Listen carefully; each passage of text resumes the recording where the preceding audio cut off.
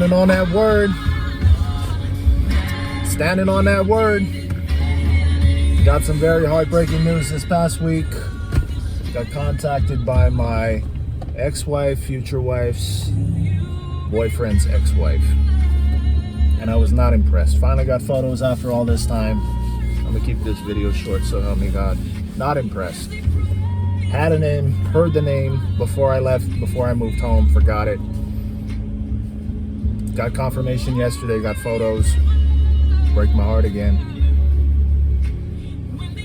Not impressed. Not impressed. It's like Charlie Hunnam or something that, like in way of preference, I know you liked something like that, but this is like Macaulay Culkin with dark hair. That 42-year-old porn addicted cheating on his wife with a kid. That Asperger's having that's what anyway. So I ain't gonna rehearse it. God help me. I pity her and I pity him because it's deception. And I realized when having gone back to just have a simple conversation with my wife and seeing what she was dealing with, it's spiritual, it's demonic. And being in the church, having been raised, being confronted with something like that, point blank, is like, I don't know what to do with this. This to go from this person to this person. No different than walking off from anywhere in the world off the street and just to be completely opposite of anybody that I knew that had the same form and likeness of the one that I've been with a third of my life. That is demonic. And just to be confronted with the very real,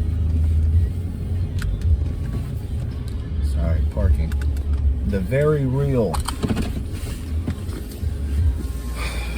presence of the one that you love, to be oppressed or possessed, I don't know, it's like to have accepted willingly, knowingly or not, to have made the choice to accept this and that spirit, that demon, Jezebel's spirit, looks like narcissism from him, or maybe not, to go and pursue a life like that. It's like, God, this is scary. This shit is, who is this person? Who is this person? I don't recognize anything about you.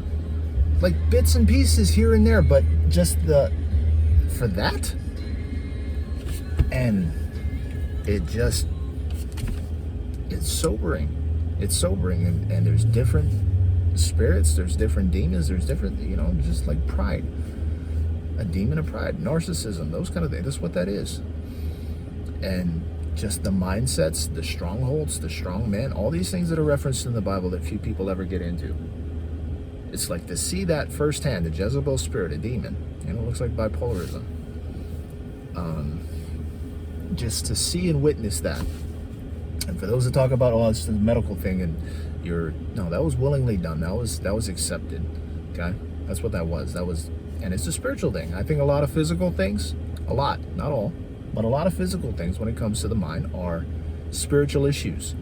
They're spiritual issues. So demon of pride and narcissism, that's a Jezebel spirit. And that's not only in women, that's in men as well.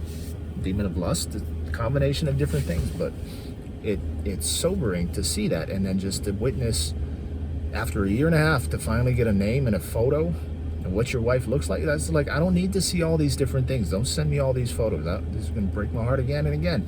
Send me one. I want to know what my wife looks like. And yeah, he's in it. And now that I see what she went for, it's like not impressed at all. I'm not a snack, but it's like that. As I said, Asperger having, Macaulay Culkin looking with dark hair. It's like, seriously? This is demonic. This is demonic. How you're acting and who you're being, demonic. Demonic. And God help me deal with that. To have love for my wife that I don't feel, that I know that will return, but to deal with the demons that I have, that oppress me in different ways, and also those that look to confront me in very, very real spiritual battles in the future, as speaking publicly about things that, when you roll back the darkness, by way of light, And the truth is what it is. The darkness doesn't appreciate it too much. It's gonna look like offense at the beginning. It's gonna look like hatred. It's gonna look like murder. These kind of things down the road. And whether it's in your heart or actually trying to make attempts, but very real things that are going to be spoken about and dealt with. And God deliver us from these mindsets, and these, not just mindsets, it looks like mindsets, but they're demonic influences, what it is. And yeah, God help me. But I believe I'm on the edge of this after a year and a half of trusting and believing. God, you do not abandon people, and you have carried me this far for a purpose. He has. And he didn't just bring me along for this little joyride. It wasn't one. It feels like heaven and hell because it literally is. But he doesn't just bring you to birth and then not allow you to deliver. And I'm not delivering anything. I'm just there, going through the pain, the dilation, all these. It feels like a birth. And in some ways, an unsolicited one. Or in other ways, other days, a unwanted one. But this is what God spoke. To stay with my wife, to run for mayor, to get the position, to run not long after, 8 years after, it's not that long, 33 right now, I'll be 41, as president. That's sobering, scary, unsolicited. But I make no apologies, so help me God. And I won't be modified by anybody, because after having gone to rock bottom many times, to think you're ascending up to actually, and then to be brought down to rock bottom again. Heartbreak after heartbreak, disappointment, betrayal after betrayal. It's like, all right, God, I got nothing else and I need nothing else, because I have you. You brought me here. You put me through this for a reason, to break my heart that would connect with somebody else down the road who's going through the same thing. Do it again as you see fit. It sucks, it hurts, but for your glory. Because I wouldn't ask for this on my worst enemy. I wouldn't go, like, seriously, with all the other stuff in way of reception and receiving these things. It's like, well, if you knew what you went through to get it, not saying I deserve it. I don't. And that's the grace and the example, the illustration that he's given. I'm not deserving any of it. The pain and the promotion, none of it. But he goes through it with you. He's there with you the entire time. And that's what people see, is the glory to glory, as it says. He has his glory, but you also have yours. Don't steal his. Don't act like you got here because of you. But they see God in you. Not that I'm divine. I'm not. But I have divinity within me, because I have the Spirit of God in me, or what is known as the anointing. It's the ability to do something that is not yours. It's not your own. It combines with the abilities that he gives you. But to the extent that I'm going, to the level I'm going, no, not at all. Not at all. And it'll be seen as such. As it says, the simple things to confound the wise. That's what I have. Very simple. The foolish things to confound the wise. Who runs a campaign like this? I got coached by the woman I was talking to, breaking all this news to be about my wife, runs political campaigns. I said, don't mention this, don't mention that.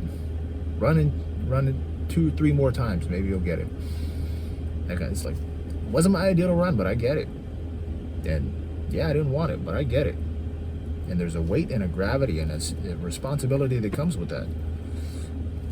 But you're coaching me because you're thinking I'm a politician. I'm not.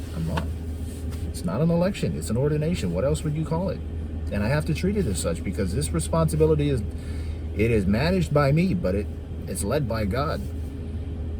And the sobriety of all that, the sobering effect that it has, is like, this is heavy stuff. It's just like dealing with my wife. So, to God be the glory. I'm in there.